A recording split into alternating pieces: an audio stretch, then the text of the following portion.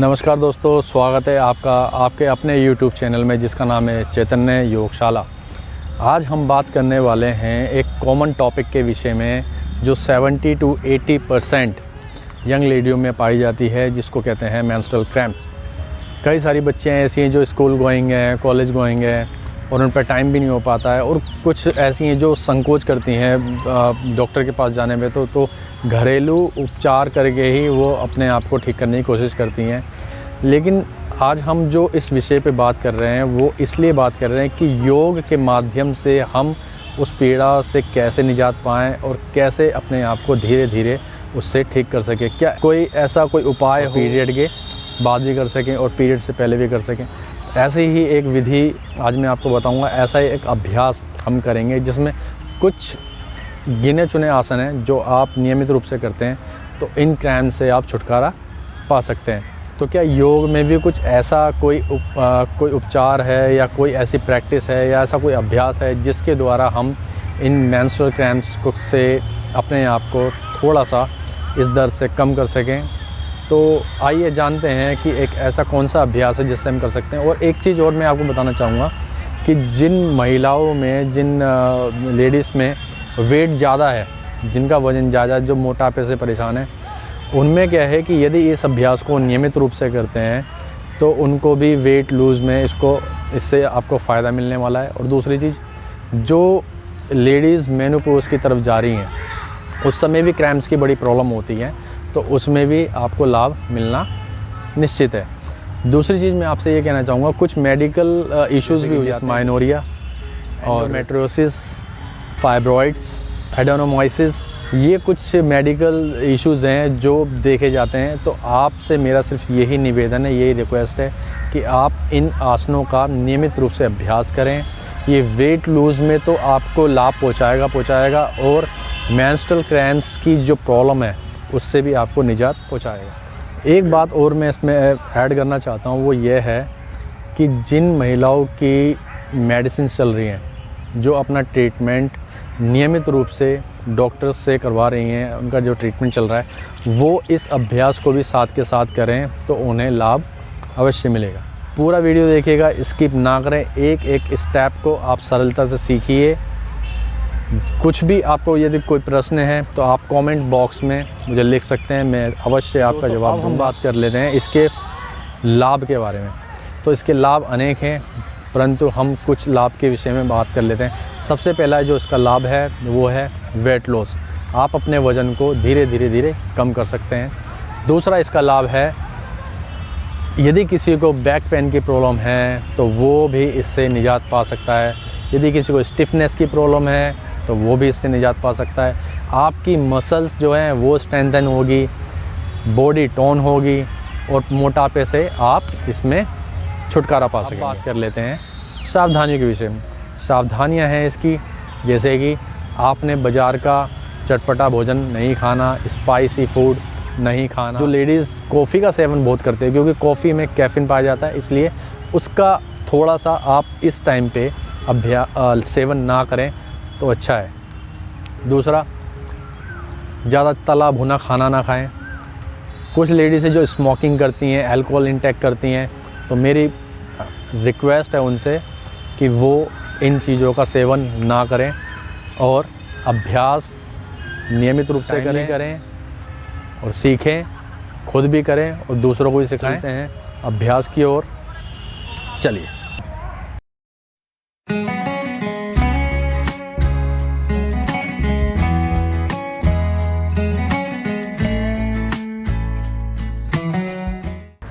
तो दोस्तों अभी जैसे हमने अभी बात की मेंस्ट्रुअल क्रैम्प्स के विषय में, तो मेंस्ट्रुअल क्रैम्प्स को हम कैसे इस दर्द को धीरे धीरे कम कर सकते हैं। सिर्फ 8 अभ्यास यदि आप कर लेते हैं, जैसे मान लीजिए आपको पीरियड्स की जो भी टाइम है उससे 3 से 4 दिन पहले यदि आप ये अभ्यास करते हैं तो इन क्रैम्प से होने वाले दर्द को आप धीरे धीरे कम कर सकते हैं। सिर्फ 8 अभ्यास हैं, यदि आप इसे करते हैं तो इसमें आपको लाभ ज़रूर होने वाला है।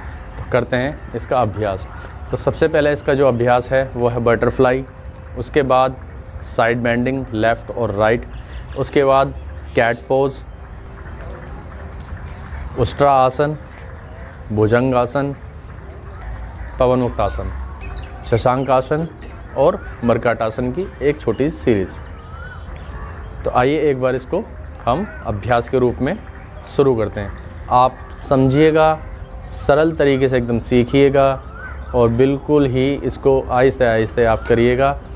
और कोई भी यदि प्रॉब्लम होती है तो उसके विषय में आगे हम बात करते हैं। नंबर 1 एक्सरसाइज है हमारी बटरफ्लाई। बटरफ्लाई में हमने क्या करना है, अपने दोनों तलवों को मिलाकर पेरिनियम के पास लेके आना है, कमर को बिल्कुल सीधा रखना है और धीरे धीरे अपने घुटनों को मूवमेंट करनी है।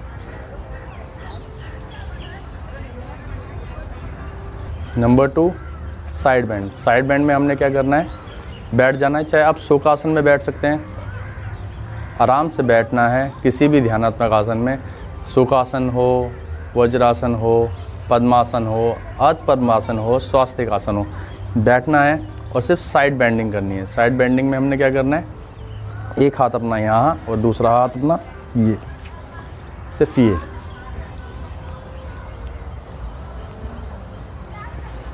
अब कर लेते हैं कैट पोज, जिसे मार्जरी आसन से भी जाना जाता है। तो कैट पोज में हमने क्या करना है, अपने दोनों पैरों को परस्पर एक दूरी पर बनाए रखना है और दोनों हाथों को ज़मीन पर, और जिस प्रकार एक मार्जरी होती है, बिल्ली की एक शेप होती है, उस तरीके से हमने श्वास भरते हुए ऊपर की तरफ, श्वास खाली करते हुए अपनी पीठ को बाहर की तरफ निकालना है, ऊपर की तरफ निकालना है और नाभि को देखना है। एक बार पुनः इसका अभ्यास।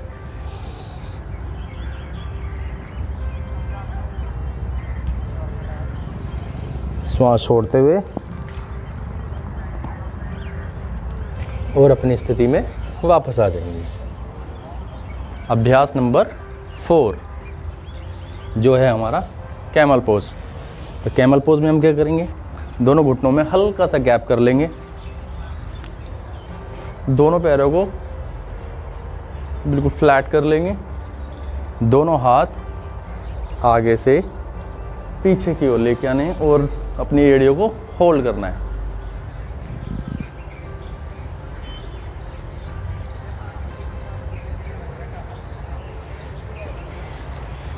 और हम जैसे गए थे वैसे ही वापस आ जाएंगे।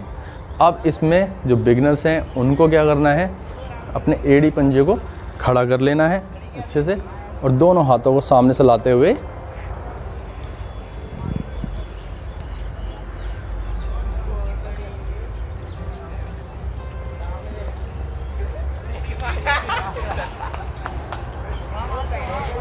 वापस। अभ्यास नंबर 5 तो है हमारा पवन मुक्तासन। तो पवन मुक्तासन के लिए क्या करेंगे, अपने मैट पर परस्पर लेट जाएंगे, दोनों पैरों को उठाना है, घुटनों को मोड़ना है, इंटरलॉक करना है और छाती के पास लाके अपनी नासिका को घुटनों से टच करना है।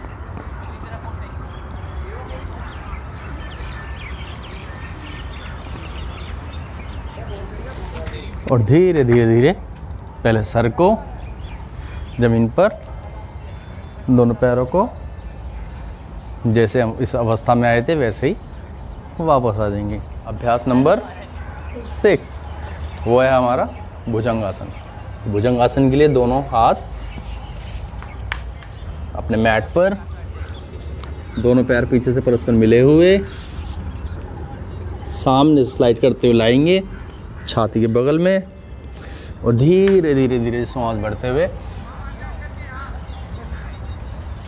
श्वास खाली करते हुए वापस और पुनः अवस्था में वापस आ जाएंगे। अभ्यास नंबर 7 कर लेते हैं शशांकासन।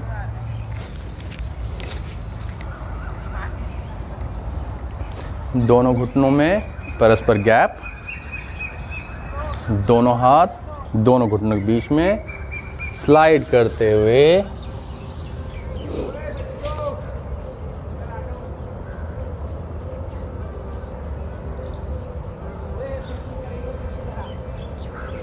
इसी आसन में बने रहें। श्वास सामान्य रूप से चलती रहे।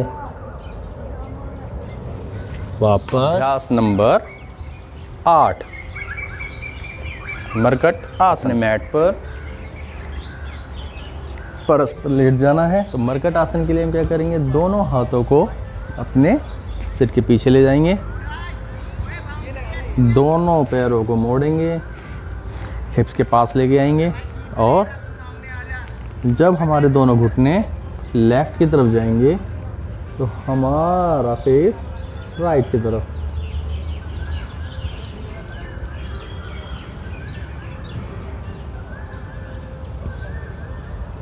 फिर इसको एक बार चेंज कर लेंगे।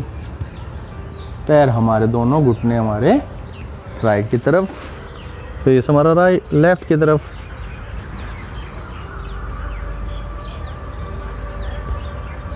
सामान्य और वापस। तो ये तो था हमारा अभ्यास।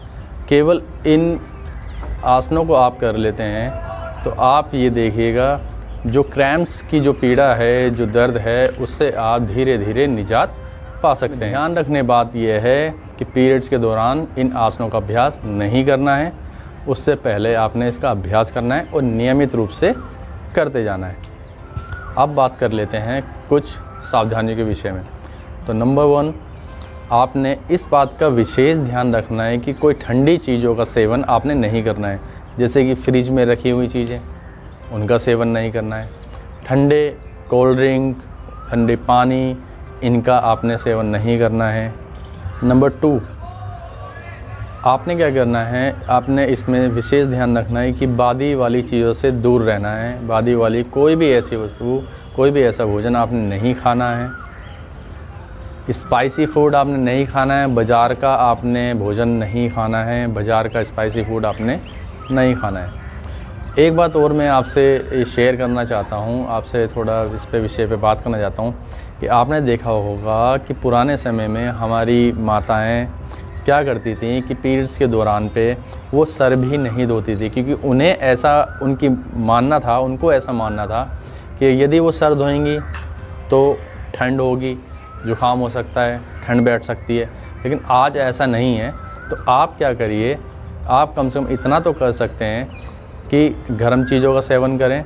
और हाँ, एक चीज़ और, आप पीरियड्स के दौरान गुड़ का सेवन कर सकते हैं। गुड़ का सेवन करने से होगा ये कि जो क्रैम्प्स उठ रहे हैं उसमें धीरे धीरे थोड़ा सा कमी आपको महसूस हो सकती है और गुड़ आपके लिए बहुत अच्छा रहेगा। आपने क्या करना है, देखिए एक चीज़ और मैं आपसे चर्चा करना चाहता हूँ कि जिन महिलाओं का वेट ज़्यादा है उन्हें तो विशेष रूप से गुड़ का सेवन करना चाहिए।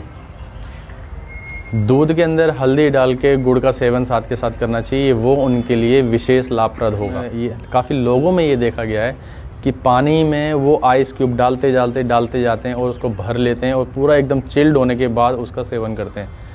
आप समझिए कि ये हमारी सेहत के लिए बहुत ही दुष्प्रभाव प्रकट करता है, दुष्प्रभाव देता है। ये हमें सेवन नहीं करना चाहिए। हमें सिंपल, यदि आपने ठंडा पानी ही पीना है तो आप मटके का पानी भी पी सकते हैं, वो भी आपको लाभ देगा। सही बात है। तो चलिए दोस्तों, आज की वीडियो में इतना ही था और अब करते हैं इस वीडियो का एंड।